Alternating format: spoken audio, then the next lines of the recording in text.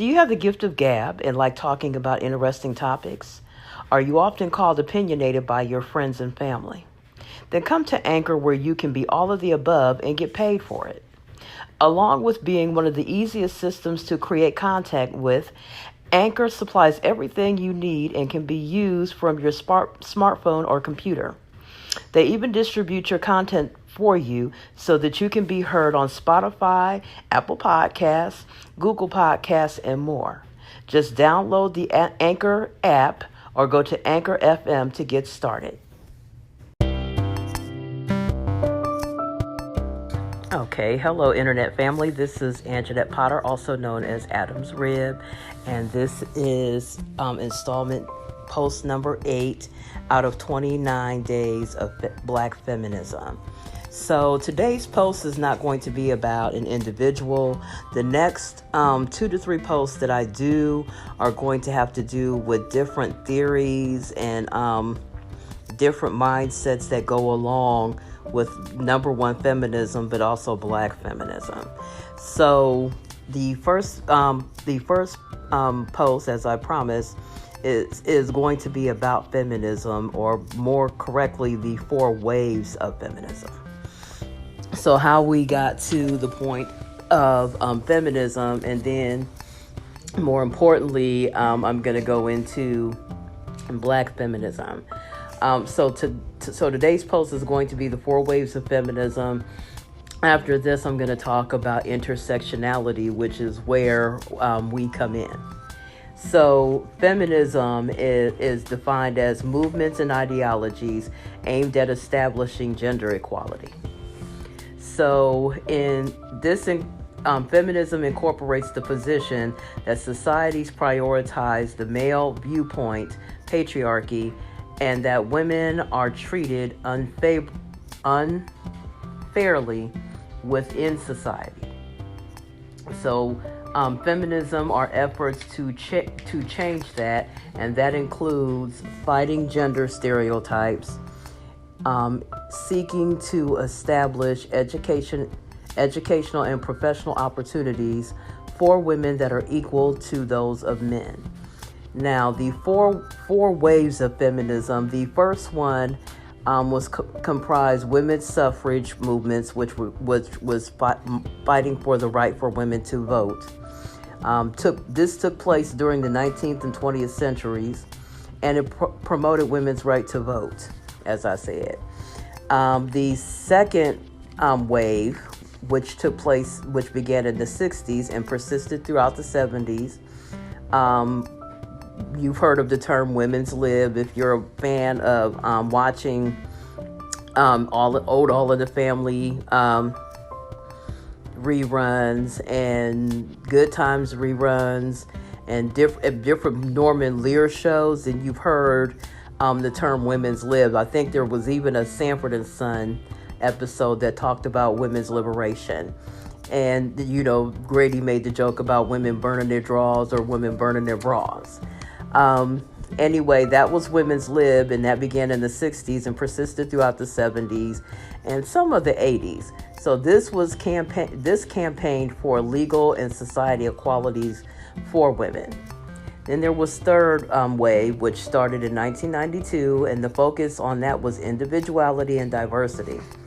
The fourth wave, which started about 2012. Now, the fourth wave, I'm going to talk a little bit about that because there's a tiny bit of debate, because you have some people who have it as say there is no fourth wave, and then you have others that say there is.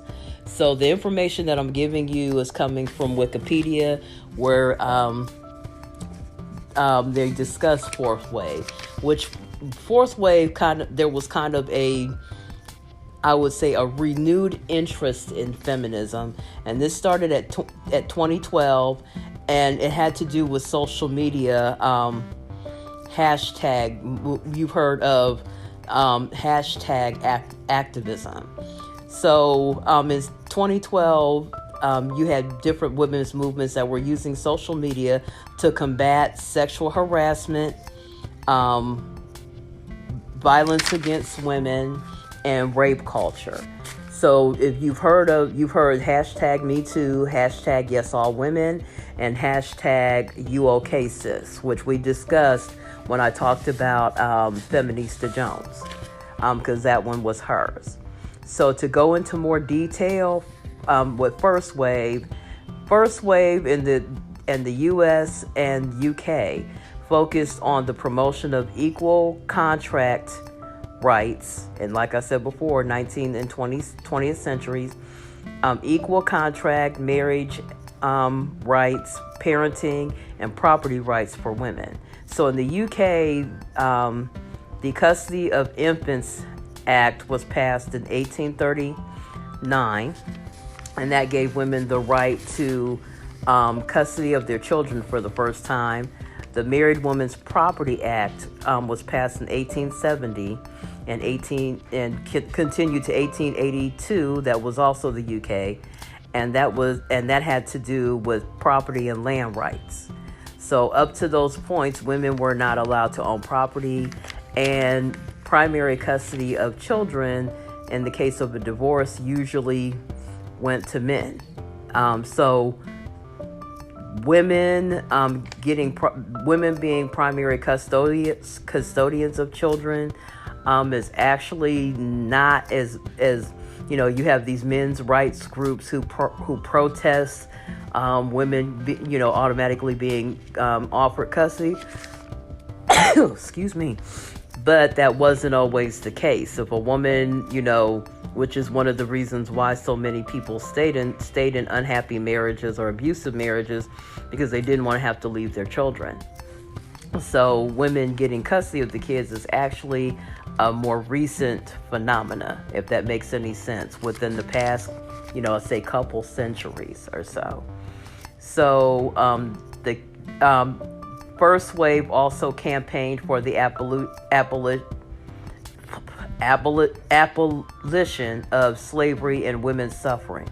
So you've heard the term abolitionists. That was based on Quakers, the beliefs of the Quakers, and they played a huge role in the Underground Railroad. And we discussed that back when I was giving my critique of the Harriet movie and gave background on Harriet Tubman and her real actual story. So and I think she played a prominent role in women's suffrage as well.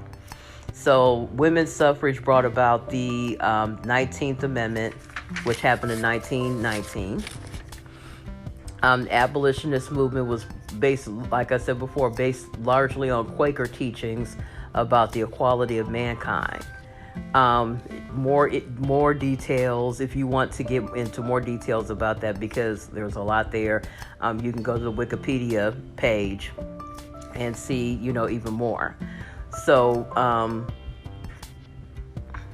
if you look at First Wave, it's actually quite global, because there were movements going on in not only the UK, not just in the United States, but also in UK, in India, in Asia.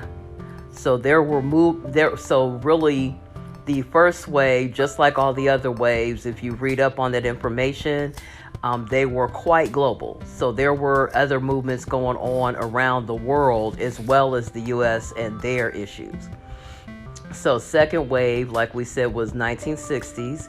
That had to do with family laws, family law reform.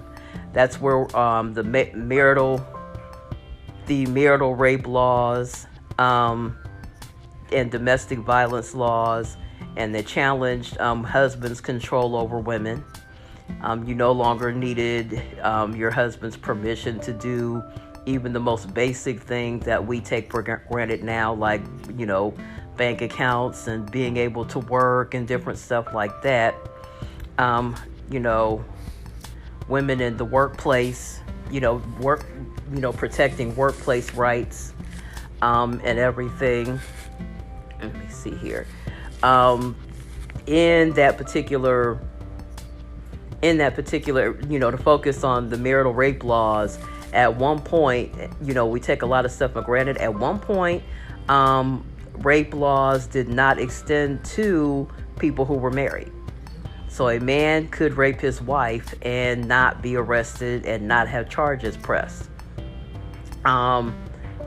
Terrible thing. As a matter of fact, I don't think that marital rape actually got outlawed or became prosecutorial, meaning you press charges, until probably around the late 80s, early 90s. And I agree 100% with being able to press charges on your husband if he rapes you. You know that there's no place for violent behavior within a marriage. And there's a lot of religious groups that don't like the fact that it was made illegal, and plenty of them protested making it illegal because they felt like it would keep women from giving their husbands any. And I'm like, okay, but if you're a man that doesn't rape his wife, why would you want to keep it legal for other men who may rape their wives to do so? So as a born-again Christian, I am perfectly okay with a woman, pressing charges. I think if you are that violent, you need, as a man, you need bigger help than just being able to get some when you want some. You have bigger issues than that. Anyway, to go on to third wave, which is, like I said, the 1990s. If you've heard of the group Riot Girl, and it's Riot and GRRRL. So they were part of punk subculture, which was underground feminist punk rock movement. Third wave was a term that was credited to a feminist named Rebecca Walker, and I'm going to be posting about her. She's actually African American, and she wrote a article for Miss MS magazine in 1992 called "Becoming the Third Wave," and it was in response to the appointment of Clarence Thomas to the Supreme Court. Now, for those of you who were around, you'll know what I'm talking about. I was not a big fan of Clarence Thomas being appointed, and I remember hearing some black people at the time saying, well, at least they appointed a black person. And I said, no, they appointed a black conservative. They were interested, at the time that they appointed Judge Thomas, they appointed him because Thurgood Marshall had stepped down. Thurgood Marshall retired, and so we were like, well, we lost the only black person that has ever been in the Supreme Court, that has been a Supreme Court justice. So, of course, black people were concerned, so they went ahead. And this was at the time during the time of the first George Bush being president.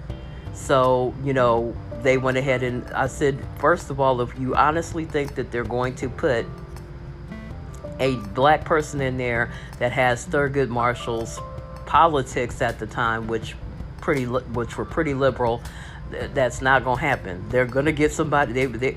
That black part is just to appease us. And so at the time that he was appointed, there was an issue. They had to have hearings because he was accused of sexually harassing Anita Hill. And I remember asking my mom during the time, I was like, do you think he did it? And she was like, yeah.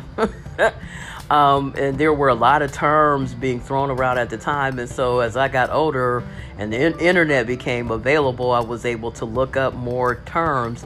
And it was just, they raked her over the coals. They really did. And I always wondered, because with this last one with Trump, they have these hearings, like they really want to hear these women out. And I think it's brave of the women to come forward and tell their stories. But I'm like, they already know they're going to put that person in there anyway. And it's just horrible, the things that these women have to go through to come and tell their stories. And it's good for them to be able to tell their stories, but it's also horrible that they're going through all of that, because in the end they wound up being appointed anyway. at least that's what happened with Clarence Thomas. So, she wrote, and I'm going to be talking more about Rebecca Walker as this month goes on, because she's going to be one of my people that I talk about for different persons that were involved in feminism. So second wave sought to third wave sought to challenge or avoid what they deemed to be the second wave's essentialized femininity. So existential child, me and my writing. So the definition there: every entity has identifying attributes necessary to that entity's identification and function. In this case, that identity and function has to do with femininity. So let me see. Third wavers argued that second wave essential definitions of femininity, there we go. So sought to challenge or avoid what it deemed the second wave's essential definitions of femininity. They felt like the definition of femininity overemphasized experiences of upper middle class white women. So you probably have heard arguments by different people who consider themselves to be woke, which I'm not going to challenge on. The whole thing of black women not being included in feminism, which is not true. First wave, there were still black women who were part of first wave, even though there were moves to try to kind of close them out or exclude them, simply because, and that had to do mostly, I think, with Southern white women.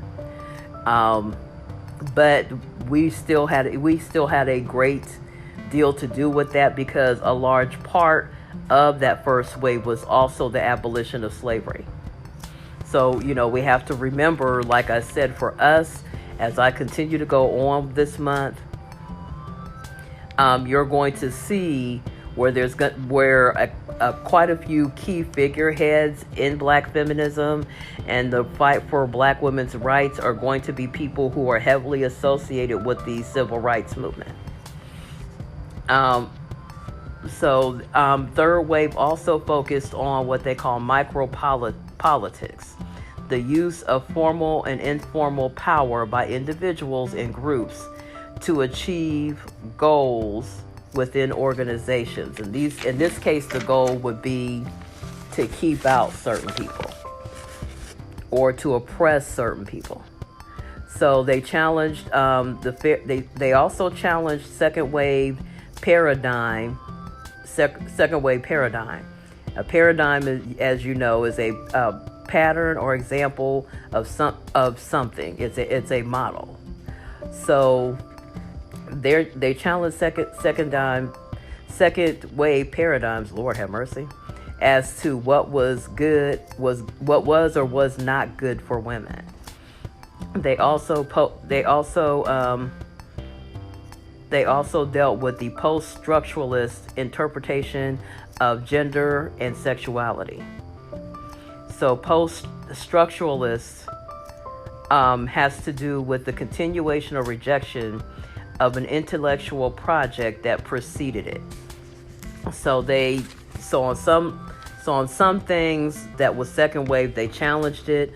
Other things they kind of continued on and added to it.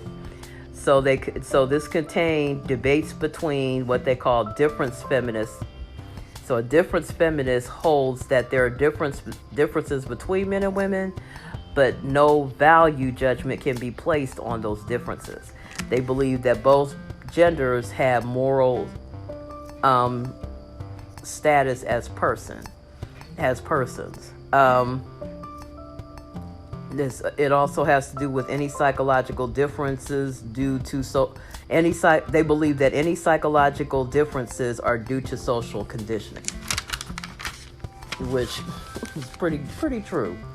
Okay, that we also during that time got the this is where we also arrived with the term standpoint theory feminist. So standpoint theory is a feminist theoretical point of view that states that a person's social position influences their knowledge.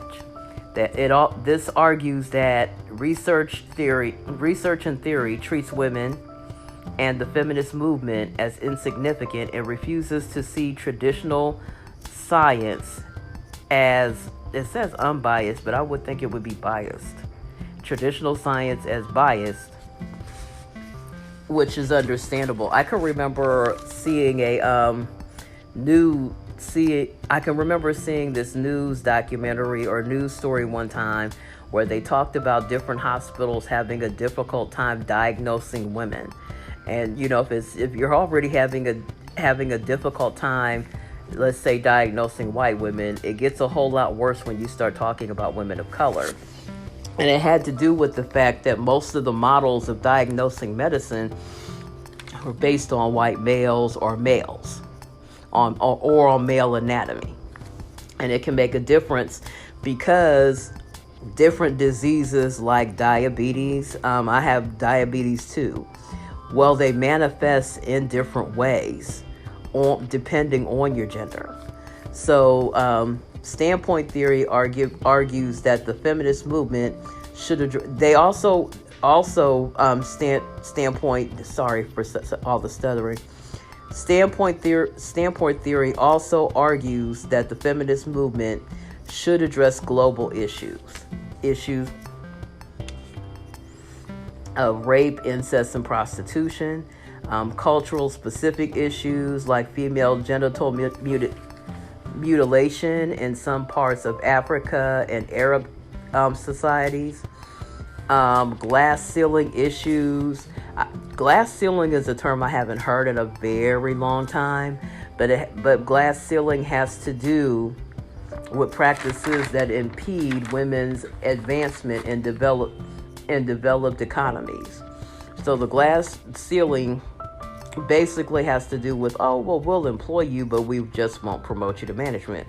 We'll appoint you to management, but you just won't be upper management. We will let you get as high as upper management, but maybe we won't make you CEO or COO or any of those other titles.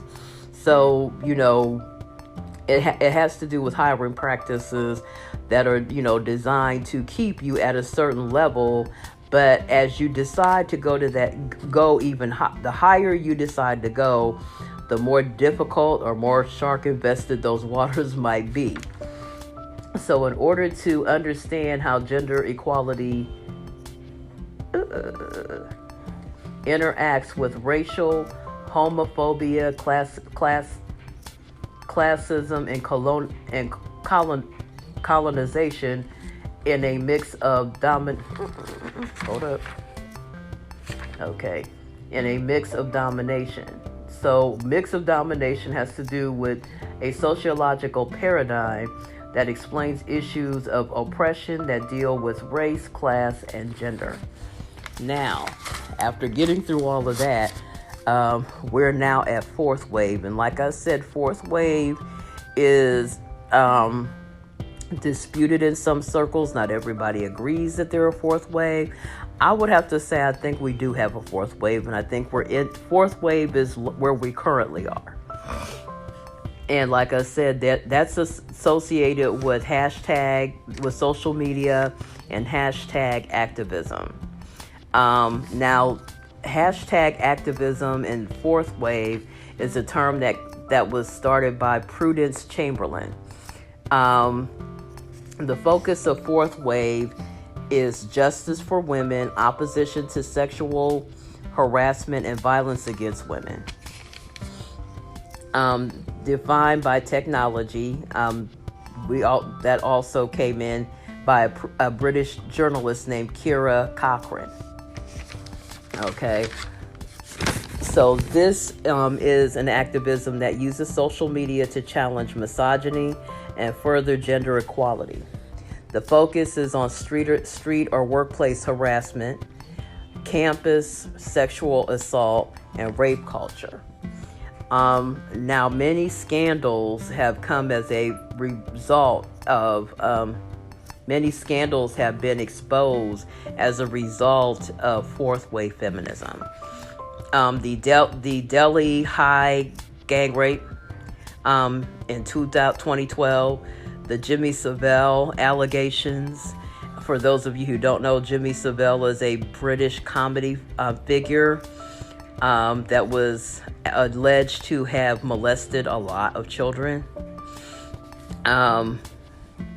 The Bill Cosby allegations that have, that of 2014, the Isla Vista killings, and I talked on one of my earlier blogcasts about the Yes All Women movement, and Isla Vista is where we got the Yes All Women hashtag movement, and it was the result of Elliot Rodgers and his killing spree, all because he was still a virgin. And if you ever get a chance to go to YouTube and type in Elliot Rodgers and look at some of his tapes, because he had quite a few videos on YouTube, and I think they may still be there. He talks a lot about his manifesto. He talks a lot about how he's going to have his revenge on women for not dating him, and revenge on other men who women were interested in. Is very chilling. He talks a lot about being places and not being dated, and no one wanting to talk to him, but some of it is a lot of stuff that he also brought on himself. Much as I hate to say it, there were also other mitigating factors, such as an undiagnosed mental illness. There were rumors that he might have had an issue with Asperger's possibly, or autistic, but just the fact a lot of people don't like to look into mental illness. A lot of people know he just felt like blah blah blah. I'm like, okay, but if you have an undiagnosed mental illness and it's not being looked into, and possibly something you may need medication for, it will affect. You might have been raised in an environment that taught you to be entitled, but it's just aggravated if you have something going on with you that isn't diagnosed. His thinking definitely was off. The trial of Gian Gomeshi, you would have to look that up. I know it had to do with rape, and some of you may be even more informed on this particular case than I am, and that's okay. Okay, that's perfectly okay. I remember hearing the name in the news, and I know it had to do with rape. I would have to look it up. In between now and another posting to give you an update to let you know exactly what the details were with that. And of course, now we're dealing with the jury being out on the whole Harvey Weinstein thing. So, if you would like to look at each of these types of feminism into a little more detail, and if I can, I will probably go into more details on these by the end of the month. I may even go, March is Women's History Month, and I may give a separate post to each of these waves for Women's History Month. I don't, because it's Black History Month, I'm, giving Black women the stage right now, and Black feminism the stage. So the next post that I'm going to be doing after this one will be on intersectionality, and after that, Black feminism, and then I will get into womanism, because Black feminism and womanism are not 100% the same. There are differences between the two movements, and I will go into Christian feminism. I'll intro I think I'll intro Christian feminism, and then I'll do more on Christian feminism in March, because I still have other personalities that I want to give honor to and post throughout the rest of February. Anyway, you're hearing this. Let me see here.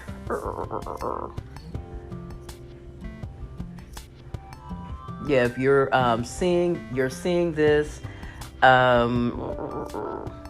After this, I will be doing the ninth post, which will be on intersectionality. You guys have a good day. It is officially, I'm believing it's officially Thursday right now. So you guys have a good Thursday and enjoy your next couple of days.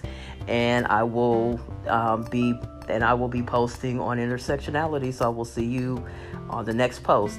Bye bye. Have a blessed day.